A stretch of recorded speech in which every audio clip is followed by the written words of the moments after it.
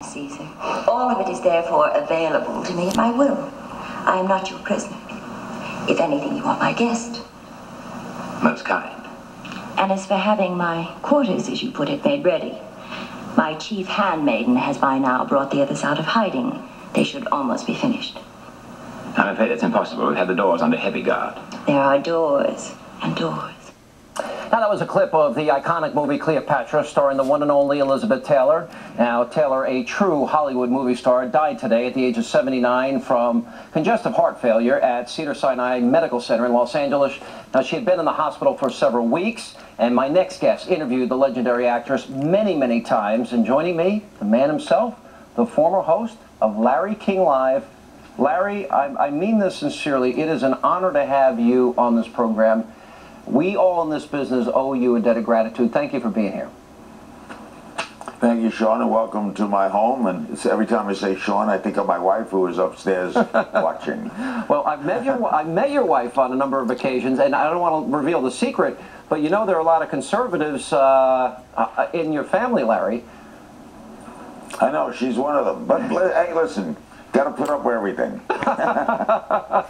You know, let me ask you first about Elizabeth Taylor. I know you interviewed her many, many times, and I know you were a close friend, and I know this is a deep personal loss for you. And I really, you know, from the bottom of my heart to her and her family and to you, you have my sincere condolences. Thank you. She was very special, Sean. There was, in fact, it's kind of weird, but it's pouring rain here in Southern California. It's almost like the skies are weeping because she lived not far from where we're speaking. She was an extraordinary lady. She was a major film star at age 14 with National Velvet.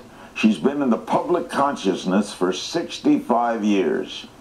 And as you said, she was a true movie star. In fact, she's the last of the great movie stars. There's never been anyone quite like her, from the way she looked with those incredible eyes to the way her life went with pain and joy. She wrote her own chapter in a book that's hers. Yeah, you've interviewed all of these great stars, Larry. What made her so special? She was special because she didn't have a line cut between brain and mouth. That is, you asked her a question, she answered it. She was not fearful of what public opinion thought of her. She fought the battle for AIDS before Rock Hudson had AIDS. When people wouldn't, you know, there were Hollywood stars that wouldn't talk to her, wouldn't go to any of her rallies to try to raise money for AIDS because of fear of being associated with it. She stood up. She stood up for Michael Jackson in his worst days. It matters not whether you agreed with her or not. It was her ability to be so forceful for so many things, and loyalty, which to me is the #1 attribute anyone can have, was her #1 thing. You know, if she was your friend, Sean, she was your friend. You can't buy loyalty. You know what? There are a lot of people that aren't loyal. I totally agree with you, and even if I disagree with them, that's fine. Let me ask you how you're doing. I watched a replay of your last show, Larry, and you know, as I was watching it, I felt a sense of history, and almost for you, a sense of sadness and loss, because all of these years, all of these interviews, all of these key moments, how hard was that for you? It was a very hard show to do. It was, they put together a wonderful show, and they had a lot of incredible people on, and as we talked before we went on the air, I think my little son Ken, and the youngest of my children, broke up the evening with his imitation of me. I think one of the funniest moments in television. But it was a sad night. You know, you do something for 25.5 years in one place at the same time. It was a tough show to do. You'll do it one day, Sean. You'll stand there and have to do your last show, and if it's a Democratic president, you'll be crying. It'll be fun to watch. I'm crying now, Larry. I mean, forget about then. I'm crying now. You know, your son, I don't know what was funnier, though, the Bill Clinton being part of the Zipper Club, but I think your son did steal the night. I thought he was phenomenal. Well, what do you miss the most? Yeah, little Ken, he's a natural. What do I miss the most? I miss the most what's going on now. I miss the not being there in the middle of a scene when when Japan is undergoing what it's undergoing, or we're discussing Libya or Egypt.